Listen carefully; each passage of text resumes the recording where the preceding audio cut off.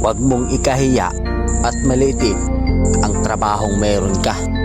Katulong, construction worker, pahinante, driver, welder, gwardya, basurero, o kahit ano pa man ang trabaho mo.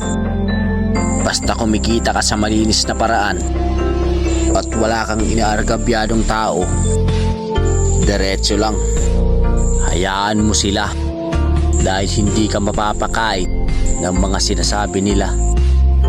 Lagi mong iisipin na kaya ka nagsusumikap para maabot mo yung pangarap mo at makuha yung mga bagay na gusto mo.